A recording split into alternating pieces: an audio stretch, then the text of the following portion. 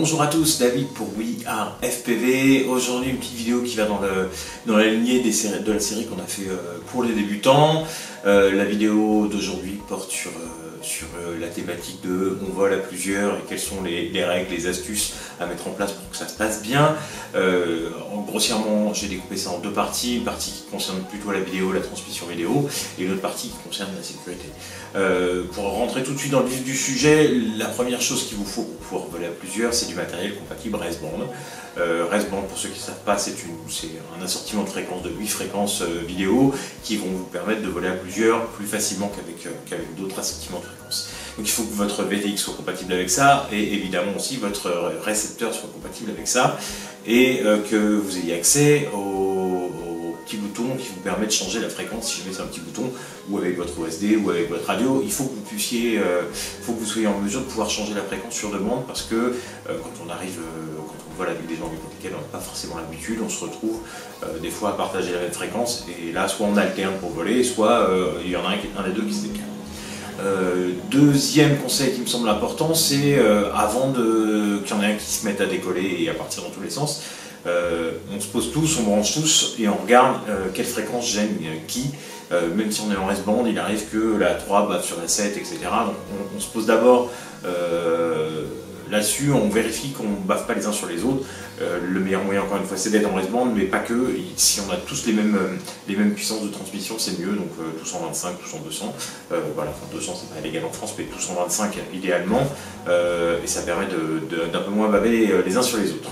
Chose très importante, quand on vole à plusieurs, on ne branche pas sa lipo sans avertir les autres, surtout quand il y a du monde qui vole, parce qu'ils vont avoir un flash de glitch, ou même dans le pire des cas, ils vont avoir votre image en réception, et là c'est le crash assuré. Donc pour éviter ça, on annonce avant de se brancher et on attend l'accusé de réception des personnes qui sont en l'air, c'est-à-dire je vais brancher, les autres vas-y, ok, donc ils vont se mettre dans une position qui va leur permettre de ne pas cracher si jamais ils ont des interférences. Donc on annonce et on attend l'accusé de réception.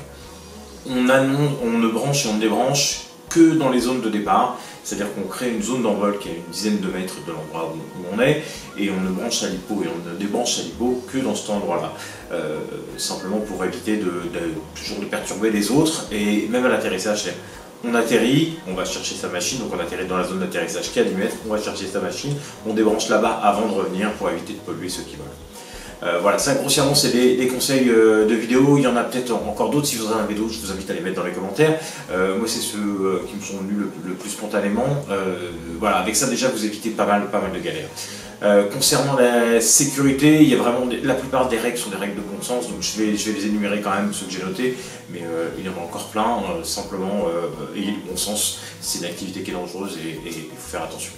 On ne vole jamais au-dessus de nous ou au-dessus des autres, ça c'est qu'on soit plusieurs ou seul, c'est pareil.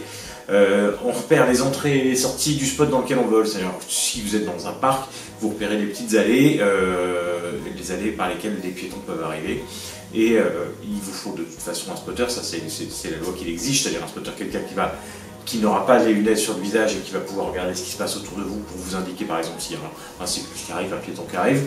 Ce spotter-là, lui, va être aussi en charge de surveiller ses entrées et sorties, en plus de surveiller votre quad pour savoir où il tombe si vous avez vous cracher. Le plus important, c'est quand même la sécurité, et la sécurité, c'est je surveille les entrées et les sorties et je m'arrange pour que si jamais il y a un piéton, on l'annonce à la personne qui est en train de voler, et toujours pareil, la personne qui est en train de voler, on voit un accusé de réception, c'est-à-dire ok, bien reçu. Quand on annonce, attention il y a un cycliste, nous ce qu'on a pris l'habitude de faire chez We Are FPV, mais je pense que c'est assez standard, on annonce par exemple attention il y a un cycliste sur ta gauche, on parle de la gauche du pilote, pas la gauche du quad. Si vous commencez à donner une orientation par rapport au quad, ça va vite être compliqué.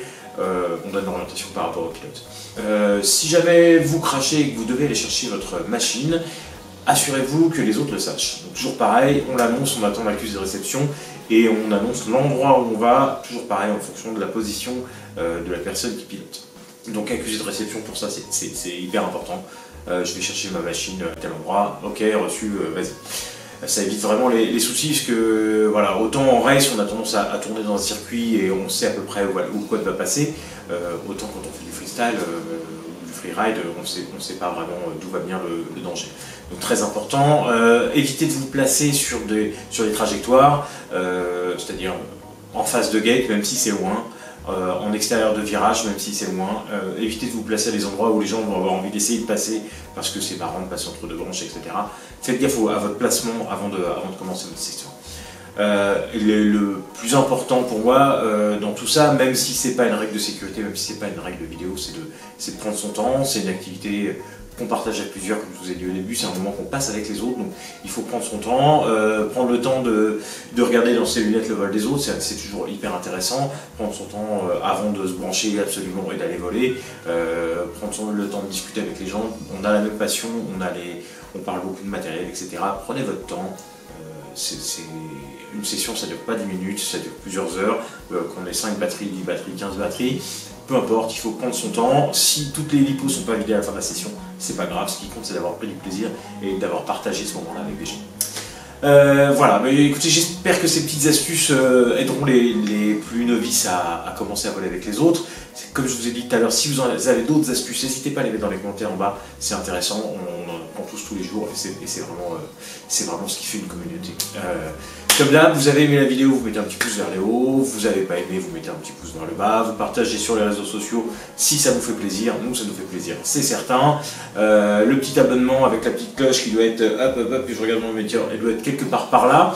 La petite clochère, si vous l'activez, vous allez être notifié en temps réel des vidéos qu'on poste. Et voilà, c'était David pour WeAreFPV, à très bientôt sur la chaîne.